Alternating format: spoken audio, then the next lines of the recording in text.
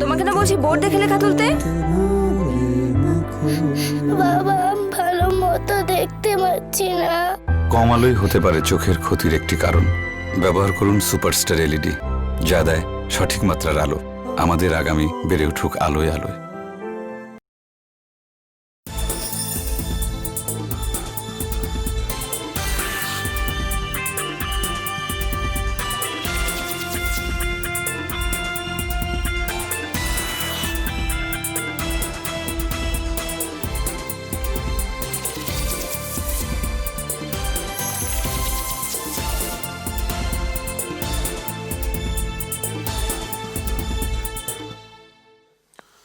আসসালামু আলাইকুম।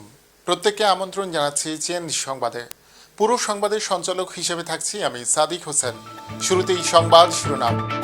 আজ 15 আগস্ট জাতীয় শোক দিবস। বঙ্গবন্ধুর প্রতিকৃতিতে প্রধানমন্ত্রীর শ্রদ্ধা নিবেদন।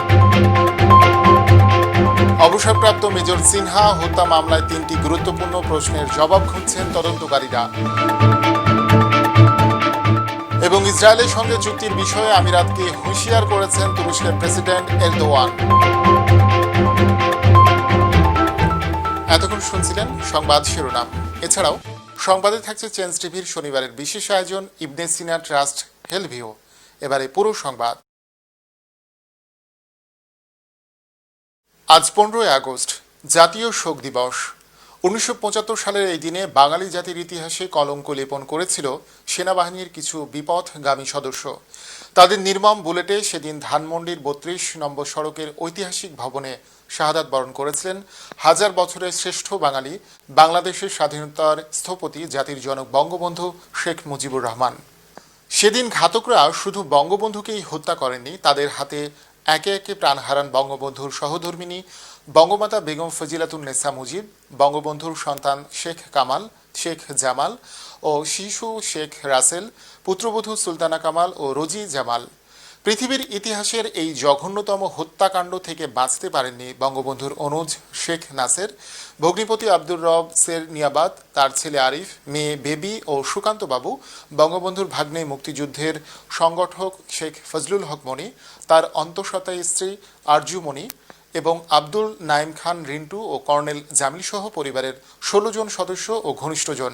কিন্তু ওই সময় দেশে না থাকায় প্রাণে বেঁচে যান বঙ্গবন্ধুর জ্যেষ্ঠ কন্যা বর্তমান প্রধানমন্ত্রী শেখ হাসিনা এবং কনিষ্ঠ কন্যা শেখ রেহানা।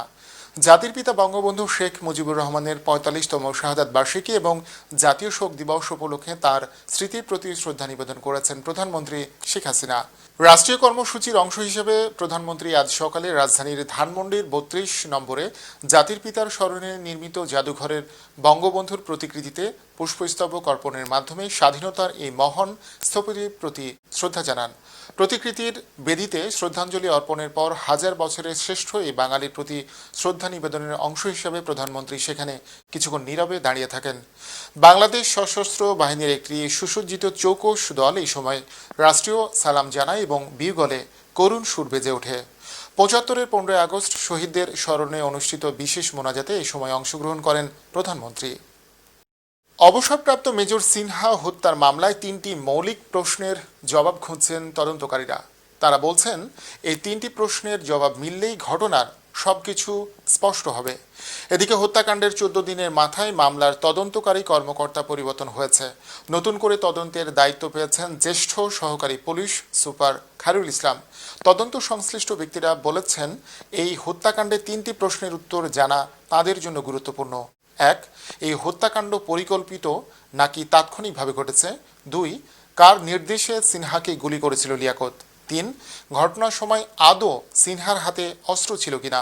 তদন্তকারীদের সূত্রে জানা যায় টেকনাফ থানার সাবেক ওসি প্রদীপ কুমার দাস কক্সবাজারের পুলিশ সুপারকে ফোন করে বলেছিলেন তিনি সিনহাকে গুলি করার নির্দেশ দিয়েছিলেন।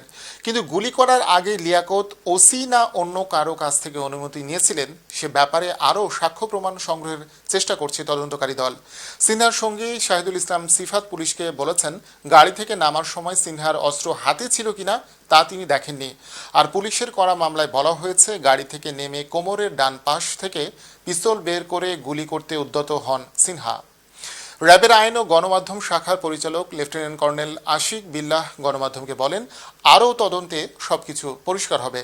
তদন্তকারী কর্মকর্তা বদল প্রসঙ্গে জানতে চাইলে র্যাবের মুখপাত্র আশিক বিল্লাহ বলেন, তদন্তকারী কর্মকর্তা যে কোনো সময় পরিবর্তন হতে পারেন, এটা খুবই স্বাভাবিক একটা প্রক্রিয়া। অন্যদিকে সিনহা হত্যা মামলার আসামি 4 পুলিশ সহ 7 জনকে জিজ্ঞাসাবাদ শুরু করেছে র্যাব। গতকাল সকাল 10টার দিকে র্যাবের একটি গাড়ি কক্সবাজার জেলা কারাগার থেকে 7 আসামিকে নিয়ে যায়। ইসরায়েলের সঙ্গে চুক্তির বিষয়ে সংযুক্ত আরব আমিরাতকে হুঁশিয়ার করেছেন তুরস্কের প্রেসিডেন্ট রিসেপ তাইয়েপ এরদোয়ান। কূটনৈতিক সম্পর্ক স্বাভাবিক করতে স্বাক্ষরিত এই চুক্তির প্রতিবাদে আমিরাতের সঙ্গে সম্পর্ক ছিন্ন করার হুমকি দিয়েছেন তিনি। শুক্রবার ইস্তাম্বুলের সাংবাদিকদের সঙ্গে আলাপকালে এই ইঙ্গিত দেন তুর্কি প্রেসিডেন্ট। যুক্তরাষ্ট্রের মধ্যস্থতায় বৃহস্পতিবার ইসরায়েল ও আমিরাত কূটনৈতিক সম্পর্ক স্বাভাবিক করা এবং নতুন বৃহত্তর সম্পর্ক গড়ে তুলতে একটি চুক্তি করেছে। মিশর ও জর্ডানের পর তৃতীয় আরব দেশ হিসেবে ইসরায়েলের সঙ্গে চুক্তি করল আমিরাত। এমনিতেই যুক্তরাষ্ট্রের অস্ত্রের বড় ক্রেতা দেশটি। শুক্রবার এরদোয়ান সাংবাদিকদের বলেন, আমিরাতের এই পদক্ষেপকে কোনোভাবেই মেনে নেবে না তার দেশ। তিনি জানান, আবুধাবির সঙ্গে কূটনৈতিক সম্পর্ক স্থগিত করা অথবা সেখান থেকে নিজেদের রাষ্ট্রদূতকে প্রত্যাহার করার ব্যাপারে পররাষ্ট্রমন্ত্রীর সঙ্গে আলাপ করেছেন তিনি। কয়েক দশক ধরে ইসরায়েলের সঙ্গে কূটনৈতিক যোগাযোগ বজায় রাখলেও গত কয়েক বছরে ফিলিস্তিন ইস্যুতে সোচ্চার তুরস্কের প্রেসিডেন্ট রজব তাইয়েব এরদোয়ান। এবছরের জানুয়ারিতে মার্কিন প্রেসিডেন্ট ডোনাল্ড ট্রাম্প তার বিতর্কিত মধ্যপ্রাচ্য শান্তি পরিকল্পনা ঘোষণা করলে এরদোয়ান বলেন, তুরস্ক ওই প্রস্তাব কখনোই মেনে নেবে না। আরব রাষ্ট্রগুলো ফিলিস্তিন ইস্যুর সঙ্গে বিশ্বাসঘাতকতা করছে বলেও অভিযোগ করেন তিনি।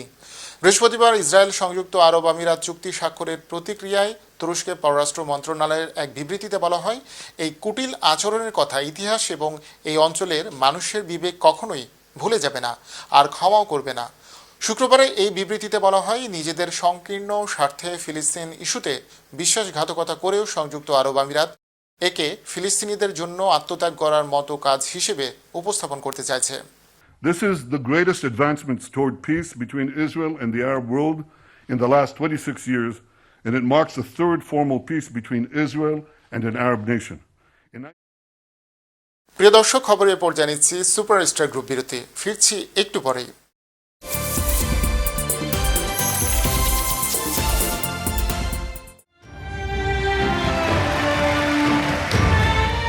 আমরা সালাম সাহেবের মতো এমন মানুষের ফ্যান যারা নীরবেই সমাজের সেবা করে যায়।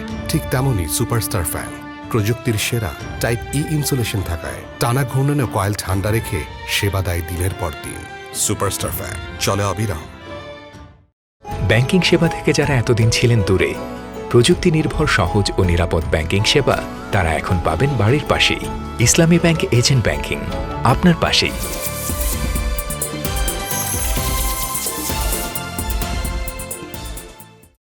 স্বাগত আবারও প্রত্যেকে আমন্ত্রণ চেঞ্জ সংবাদে।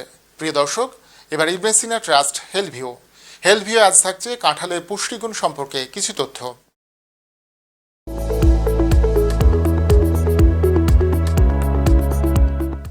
কাঁঠাল আমাদের দেশের জাতীয় ফল। এটি একটি গ্রীষ্মকালীন ফল। এর বিরাট আকৃতি, রসালো কোষ ও চমৎকার স্বাদ গন্ধের জন্য ফলটি খুবই জনপ্রিয়। কাঁঠালের ত্বক কাটা কাটা এবং অমসৃণ। ফলটিতে রয়েছে চমৎকার স্বাদ ও সুগন্ধের পাশাপাশি মানব শরীরের জন্য প্রয়োজনীয় নানাবিধ পুষ্টিগুণ। কাঁঠালে বিদ্যমান নানা ভিটামিন ও মিনারেলস বা খনিজ পদার্থ স্বাস্থ্যের নানা রকম উপকার সাধন করে। কাঁঠালে থাকা ভিটামিন সি ব্যাকটেরিয়ার সংক্রমণ থেকে দেহকে রক্ষা করে এবং রক্তের শ্বেতকণিকার কার্যক্ষমতা বাড়িয়ে রোগ প্রতিরোধ ক্ষমতাকে দৃঢ় করে। কাঁঠালে রয়েছে লিগনাস সাপনিস ও নামক ফাইটোনিউট্রিয়েন্ট, অর্থাৎ এই পদার্থগুলোতে স্বাস্থ্য রক্ষার গুণাবলী রয়েছে। এই পদার্থগুলো রয়েছে ক্যান্সার প্রতিরোধক ক্ষমতা। কাঁঠাল দেহের শক্তি বৃদ্ধি করে। কাঁঠালে থাকা ফ্রুক্টোজ ও সুক্রোজ চমৎকারভাবে দেহের শক্তি বৃদ্ধি করে রক্তে সুগারের মাত্রা কোনো রকম না বাড়িয়ে ত্বকের বলিরেখা বা বয়সের ছাপ কমাতে সহায়তা করে। কাঁঠালের অ্যান্টিঅক্সিডেন্ট উপাদান বয়বৃদ্ধির প্রক্রিয়াকে ধীর করে, ফলে ত্বকে বয়সের ছাপ দেখা যায় না। হজমের ক্ষেত্রে কাঁঠালের অনেক উপকারিতা রয়েছে। এর আলসার প্রতিরোধক গুণাগুণের জন্য এটি আলসার প্রতিরোধ করতে পারে এবং হজমের সমস্যা দূর করে। কাঁঠালে চর্বির পরিমাণ নিতান্ত কম। এর ফল খাওয়ার কারণে ওজন বৃদ্ধির আশঙ্কা কম। কাঁঠালে প্রচুর ভিটামিন এ আছে যা রাতকানা রোগ প্রতিরোধ করে, উচ্চ রক্তচাপ স্বাভাবিক রাখে এবং হার্ট অ্যাটাক ও স্ট্রোকের ঝুঁকি কমায়। কাঁঠালের স্বাস্থ্য উপকারিতার মাঝে রয়েছে অ্যাজমা প্রতিরোধের গুণাবলী। গর্ভবতী মা প্রতিদিন 200 গ্রাম পাকা কাঁঠাল খেলে গর্ভস্থ শিশুর সব ধরনের পুষ্টির অভাব দূর হয় এবং গর্ভস্থ সন্তানের বৃদ্ধি স্বাভাবিকভাবে হয়। প্রিয় দর্শক, এর মধ্যে দিয়ে শেষ করছি চেঞ্জ সংবাদ। তবে যাবার আগে শিরোনামগুলো জানিয়ে দিচ্ছি আরও একবার। আজ 15 আগস্ট জাতীয় শোক দিবস। বঙ্গবন্ধুর প্রতিকৃতিতে প্রধানমন্ত্রীর শ্রদ্ধা নিবেদন। অবসরপ্রাপ্ত মেজর সিনহা হত্যা মামলায় 3টি গুরুত্বপূর্ণ প্রশ্নের জবাব খুঁজছেন তদন্তকারীরা। এবং ইসরায়েলের সঙ্গে চুক্তির বিষয়ে আমিরাতকে হুঁশিয়ার করেছেন তুরস্কের প্রেসিডেন্ট এরদোয়ান। দর্শক, changeTV.press বাংলাদেশের প্রথম ব্যতিক্রমী ভিডিও নিউজ পোর্টাল। ভিজিট করুন এর ওয়েবসাইট www.changetv.press, ইউটিউব youtube.com/changetvpress এবং সাবস্ক্রাইব করুন চ্যানেলটি। নিয়মিত লাইক, কমেন্ট ও শেয়ার করে আপডেট রাখুন নিজেকে। সঙ্গে থাকুন আমাদের, থাকুন শুভ পরিবর্তনের সঙ্গে। সবাইকে অন্তহীন শুভেচ্ছা।